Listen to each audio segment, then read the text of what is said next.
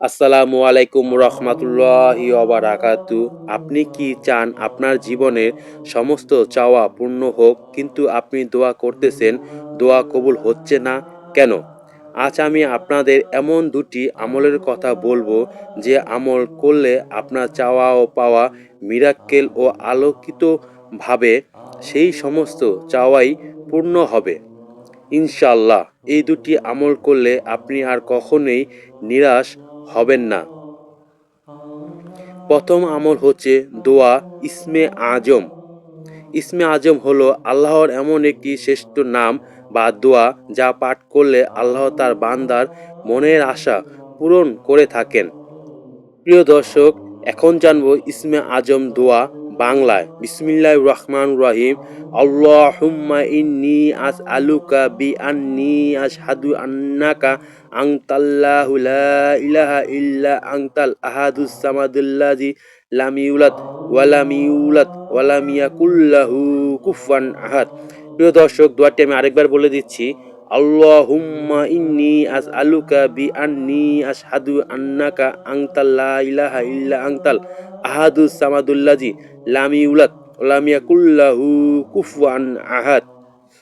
ইসমে আজম দোয়ার ফজিলত। ইসমে আজম পড়ে দোয়া করলে তা কখনোই বিফলে যায় না।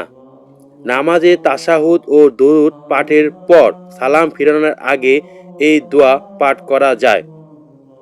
যে কোনো সময় পড়া যায়, তবে শেষ রাতে বা সেজদায় অবস্থায় এই দোয়া পাঠ করলে বেশি কার্যকরী ফল পাওয়া যায়।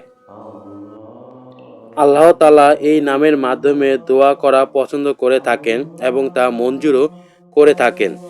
এখন জানবো 2 নম্বর আমলের কথা, ইস্তেগফার। সারাদিন ইস্তেগফার পাঠ করবেন, তবে বিশেষ করে সূর্য ওঠার আগে এবং সূর্য ডোবার আগে এই দুই সময় আল্লাহর জিকির করার জন্য বিশেষভাবে তাগিদ দিয়েছেন।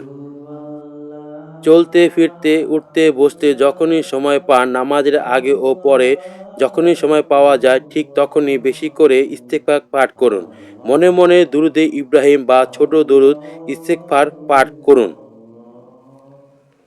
রাসূল পাক সাল্লাল্লাহু সাল্লাম সব সময় 70 থেকে 100 বার প্রতিদিন ইস্তেগফার পাঠ করতেন। ইস্তেগফার পাঠ করার ফজিলত: গুনাহ মাফ হয়, রিজিক বৃদ্ধি পায়, মনের আশা পূরণ হয়, দোয়া কবুল হয়, আল্লাহর নৈকট্য লাভ করা যায় এবং আযাব থেকেও বাঁচা যায়। প্রিয় দর্শক, যাদের মনের মধ্যে আশা পূরণ হচ্ছে না, আপনারা বেশি বেশি করে এই দুইটি আমল করতে পারেন। মনের মধ্যে বিশ্বাস রেখে যদি এই আমল করেন, তবে অলৌকিকভাবে আপনার মনের আশা পূরণ হবে ইনশাআল্লাহ। ভিডিওটি ভালো লাগলে চ্যানেলটিকে সাবস্ক্রাইব এবং একটি লাইক করে দিবেন। ভিডিওটি দেখার জন্য ধন্যবাদ। আসসালামু আলাইকুম।